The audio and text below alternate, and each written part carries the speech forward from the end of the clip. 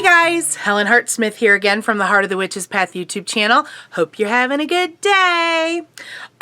So I'm about to embark on what is going to be a really interesting journey. One of you viewers out there, I tried to like look it up really quick, because normally if somebody requests a video, I try to like write it down and put their name next to it so I know. And wouldn't you know that the one time that I did not do that, I'm having a brain fart and I don't remember who it was. So one of you viewers out there requested that I go through the tarot decks that I have. I don't have a lot, although the roomie might be in the other room laughing as I say that. But I really don't think that I have a lot, and that's by design.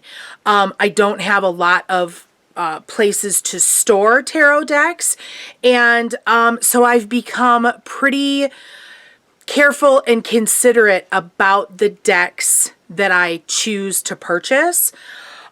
So we're going to see how this goes. I'm going to take y'all down to the table and I'll show you like deck by deck. I'm going to keep this brief, but before we get into any of the decks, a couple of things. First thing is, I'm not sure if any of these decks are still available. I'm just showing you the ones that I have, okay? If they are available, I will look for them on Amazon, because that tends to be the easiest place to kind of link things to. So if they're available on Amazon, then I will put a link in the description box, okay? I have about 20 decks here. I am keeping this to my tarot decks only. I have a very small amount of oracle decks, but I have a feeling that this is going to run long and I want to keep it kind of concise. So we're just looking at tarot decks. If you want me to do an oracle deck video like this one, then let me know and I'd be happy to do that too. I have done some in-depth videos on some of these decks. So there is a playlist. I believe there's a playlist anyhow. If there is, I will put a link to that. So if you want to see more of a particular deck, then you can go check those out. If you are interested in a deck that I have not done an in-depth video about, then please let me know and I will make that a priority to show you that deck more in depth, okay? I think that's all that I wanted to cover. Let's start looking at some decks, shall we? So I thought that I would start with the 3 decks that I'm using in my little Tarot Talk series. So this is the Steampunk Tarot by Barbara Moore and artwork by Ali Fell. I'll try to give you that information if I have it. This is hands down my favorite deck in the world. So what I'm going to be doing in this video is I'm just going to pick 3 random cards so that you can get a sense of what the artwork looks like on these cards, and then I will flip them over so you can have a look at what the back looks like. I adore this deck. I'll try to give you some brief thoughts on the deck, like whether I used it at all or a lot. This is probably one of my go-to decks. As I said, it is my favorite.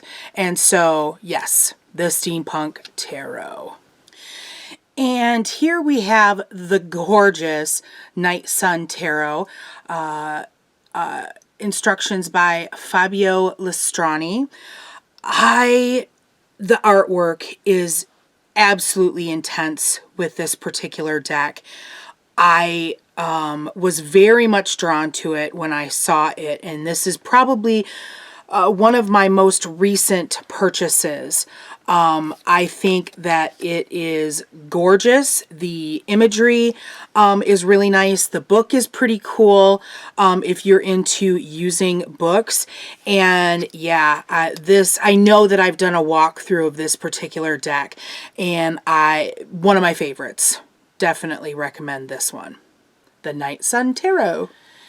And in my humble opinion, you cannot have a discussion about tarot without including the Rider-Waite deck. This is, again, one of my favorites. The imagery within this deck has been driven into so many countless decks that are out there. This is my very first deck. This is a gift that I received when I was a sophomore in college, and that was many a moon ago. And so I highly recommend that everyone have a Rider-Waite deck. And there's a lot of different variations of this deck out there now. I want to say somebody out there was speaking recently about having a Rider-Waite deck that was the borderless version, and I've seen those, and those are awfully neat. Yes, I think that this is a timeless deck that I like. Yeah, Rider-Waite. This is another one of my favorites decks. This is the Goddess Tarot by Chris Waldher, I believe is how her last name is pronounced. This is probably like the largest deck that I have. I mean, those cards are huge, and I have man hands, and these cards are very, very large. I tend, because this is a goddess tarot, I tend to use this only to read women. And I actually haven't used this deck in quite some time, even though I love it so much. The entire major arcana are depictions of various goddesses from different pantheons. So here we have the first card, Magic, and of course the beautiful Isis. I have always connected extremely well with this particular deck, and I'm not sure. I think the main reason that it has become something that I haven't used a great deal lately is because of the size, and my hands tend to get a little sore, so manipulating this deck, it's quite a challenge. But the Goddess Tarot, I believe I've seen this in smaller sizes. So if that's a concern for you, I think there's a smaller, more standard card size that's out there. So the Goddess Tarot. Here we have the Wildwood Tarot, book by Mark Ryan and John Matthews, and artwork by Will Worthington. I adore Will Worthington as an artist, and I think I have another tarot deck, and I have an oracle deck that have been done by him. And this is actually the deck that I leave at work. It's a little unconventional as far as how tarots are set up. The major arcana is not necessarily your traditional images or traditional themes, but they're close. This is very Celtic driven. The artwork. I am a sucker for artwork. If you haven't figured that out already, we're only a few decks into this. Look at the back. It's got the Tree of Life, for goodness sake. Yeah, this is a really interesting deck, and I find it very interesting. This is the deck that I tend to use when I do my preview for the year tarot readings. And as I said, I leave this at work. So this is something if I feel like I need to draw a tarot, or if someone at work needs to draw a card, and I don't have another deck with me, because usually there's one in my purse, this is one that stays right at work. Very, very nice deck. Very easy to work with. The Wildwood Tarot. I know that I recently shared this particular deck. This is the Everyday Tarot. I'm trying to remember. Let me see if I can reach it really quickly, because I've got the box here. This is done by, and of course, not quick enough to catch the person who did this. This is the deck that I carry with me in my purse. I love this deck, and I've tried a couple of smaller decks that are more transportable before, and this deck has by far surpassed those others. I love it. It is very easily to connect with. I really love it. I know I've done a video walking through most, if not all, of the deck. I really recommend this deck. Great artwork. Even though it's basic, it's still beautiful.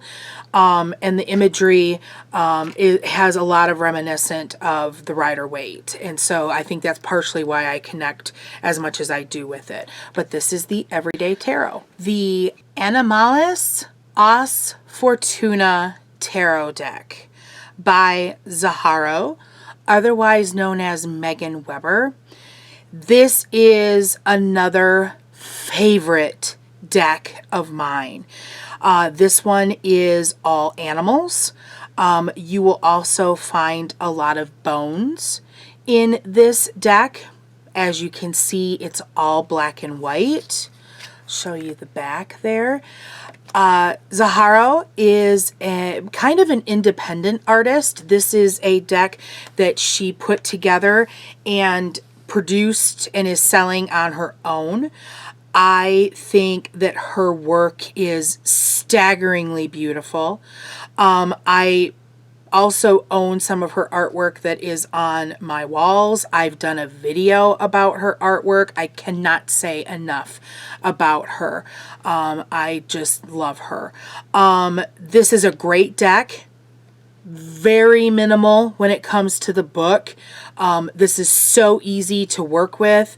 If you're looking for an animal tarot deck, then I would suggest this one. It's very, very nice. The Animalis Fortuna Tarot deck. All right. I brought you in just a little closer because this is another of the smaller decks that I have. This is the Gustav Klimt deck. I hope that you are able to get the detail of these particular cards. They are gorgeous. I'm a Klimt lover, and I was very excited when this deck first came out. It has the gold foil. I don't know if you can, let's see, let me pick up this middle one here. Can you see the glint of the gold there? I thought, I was so excited because I'm a fan of his artwork. And I was excited when I saw it in this particular size because I was looking for a smaller deck that I could work with and keep in my purse. I love the size. It is very comfortable to shuffle this particular deck, but even though I love the artwork and the artist, I feel that there was a bit of a stretch that happened, at least for my capabilities. There was a bit of a stretch that when connecting the imagery with a particular card and a meaning behind it. And so I have a bit of trouble actually doing an effective reading and attempting to use the imagery to help interpret the card. But my gosh, they're so beautiful. I'm almost wishing now that I had bought the regular size just so that I could have them in a full size. I must say too that I'm a little disappointed in how worn the cards are too, for what little time, and this is probably because I carried it in my purse. I mean, I did have it in an organza bag, but it's not like organza, it's not like it has a whole lot of durability to it. But it's a very pretty deck, and I'm sure that others have connected quite well with it. But this is the Gustav Klimt mini deck. And since we are still in that zoomed in state, let's have a look at the last of the small mini decks that I have. This is roughly the same size as the Klimt deck. This is the Royo Dark Tarot by Luis Royo. I bought this particular deck thinking that the box looked really interesting. Had some cool artwork on the outside there. Unfortunately, it didn't really show any of the cards that were inside. And while I think it's a beautiful deck, there's a lot of nudity that I don't necessarily go for when it comes to doing tarot readings, because for me, you never know when you're going to do a reading for someone that might get offended from a nipple shot or something like that. And so I was, yeah, it just wasn't what I wanted in a deck. I think it's beautiful, and who knows, there might come a time when I come back to it and want to use it, but I don't think I've used it much at all. I think I've actually thumbed through it, shared the visuals with others, and I don't think I've actually done a full reading with it, to be honest with you. But this is the Royo Dark Tarot. We're now getting into the decks that I probably haven't used very much, if at all. So if I don't really have any opinion on a deck, I will come out and say it, or if I haven't even used it. So this is the Native American Tarot deck. This is, I believe, the second deck that I ever owned. If you've heard me talk about my history as far as my faith goes, you might know that I was actually very interested in Native American spirituality for a time. And so it was very natural for me to want a Native American tarot deck. And I haven't used this one in quite a while, but if I remember correctly, I believe there were some really interesting spreads that came as part of this book. I remember that it was an education because the 4 suits were different than a traditional tarot deck. So I believe that there were pipes and stones and blades. Those are 3. I'm trying to like flip through the book really quick. Oh, vessels. So vessels would be like cups. So those were the 4 suits for this particular deck. But like I said, I haven't used this in quite a while. And it's an okay, pretty deck, but I don't necessarily connect with it much. So the Native American Tarot deck. This is the Druid Craft Tarot deck. This deck is done by Philip and Stephanie Carr Gome and illustrated by the wonderful Will Worthington. This is the same artist. Remember I spoke of with the Wildwood Tarot. This is the same artist. So this is another tarot deck that I have done by him. I have here the Fool, the Magician, and the High Priestess.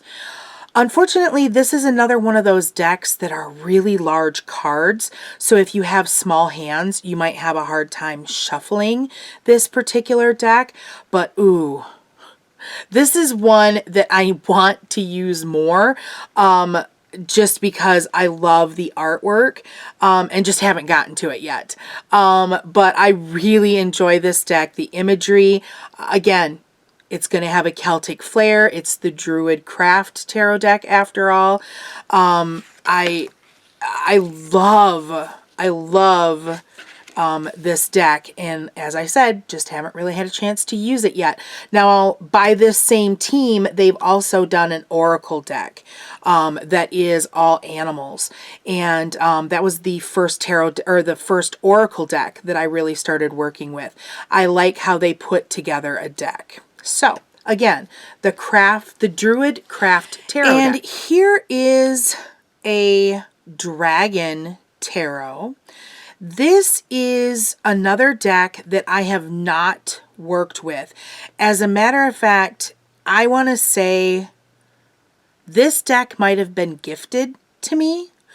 And I believe if it wasn't gifted, I believe it might have been something that I purchased from a remainders table at like a Borders or a Barnes and Noble at one time. I have never done anything with this particular deck. The artwork is kind of cool. The cardstock quality has a lot to be desired, but that's about all I can really say about this. Well, another thing I can say about this deck is it came with a really cool drawstring bag too. So, yeah, if anybody's worked with this deck, I'd love to know about it. I don't even have a book that came with this deck. So, yeah, it's a dragon deck. That's all I know. And speaking of decks without books, here we have the Shadowhunters Tarot. This, if you are a fan of the Shadowhunter series of books by Cassandra Clare, you might recognize some of these folks here, especially Mr. Magnus Bane, the wonderful High Warlock of Brooklyn himself. I love Cassandra Clare and the world that she's created in her Shadowhunters that has spawned not only a movie, but a fairly successful television show as well. When I found out that this book came out, or when I found out that this deck came out, I absolutely had to have it. And I'm glad that I have it. I've seen pictures of them that are of course available online and such, but you know you have to have the book if you're a collector of things.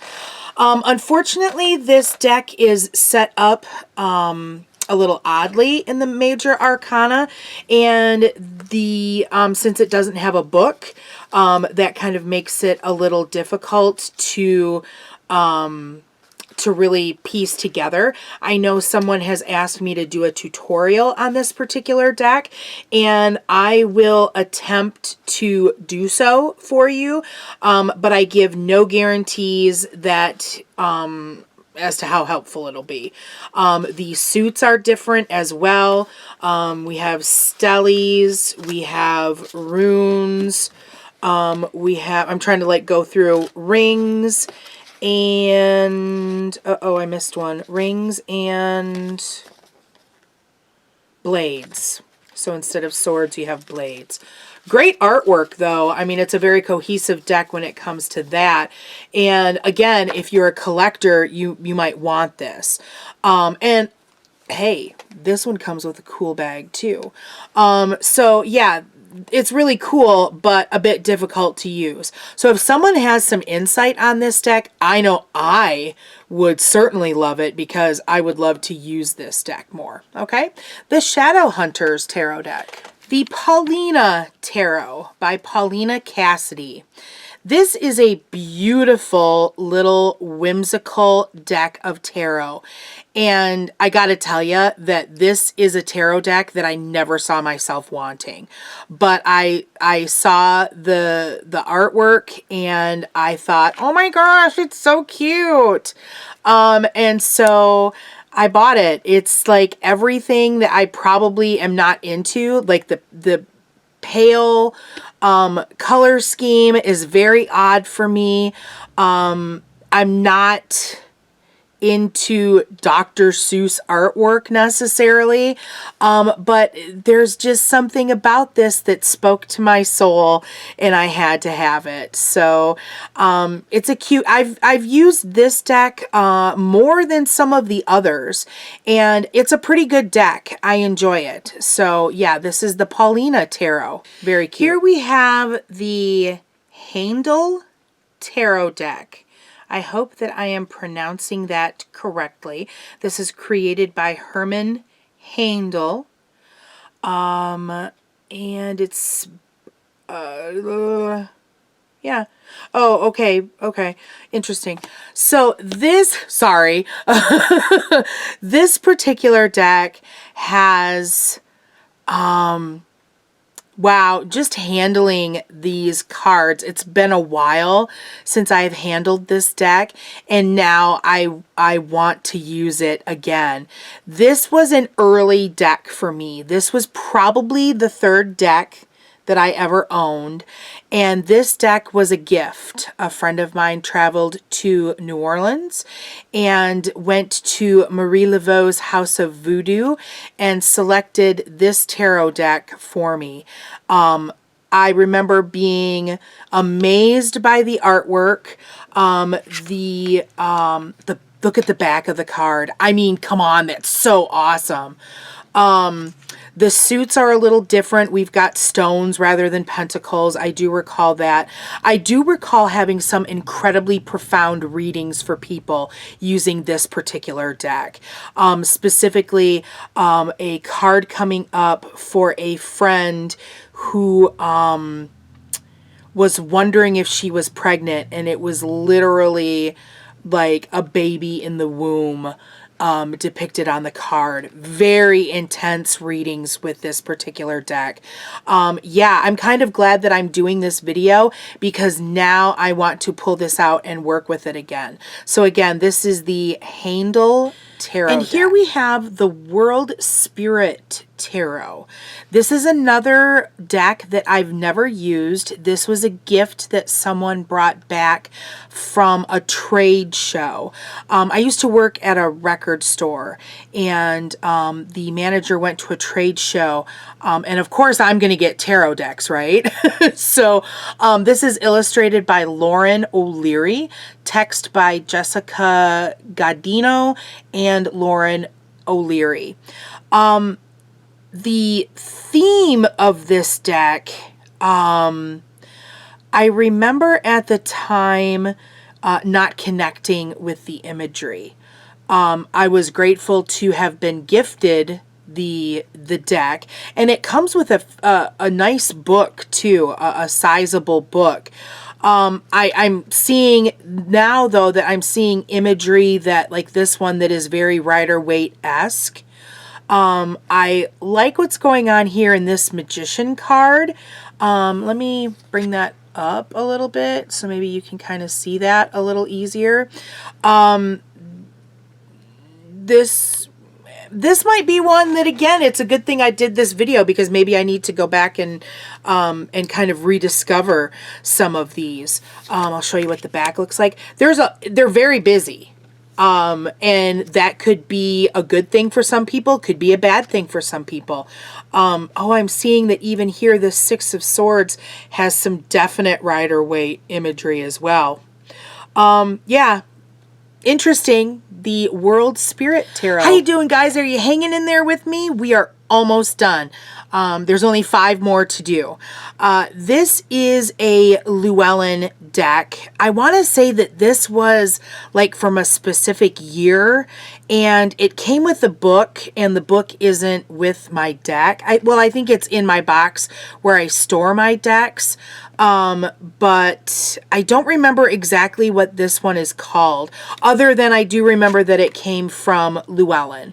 I remember liking the artwork because there's that that imagery that's Celtic in nature. I mean, look at this. What is this one? Look at the the text is really hard to read. I'm actually going to have to like look at this. The Wild Herdsman, number 15, the horned one. So this is part of the major arcana. So this is like, the major arcana is going to be a little different than a traditional deck. This is another one where the cardstock is kind of flimsy.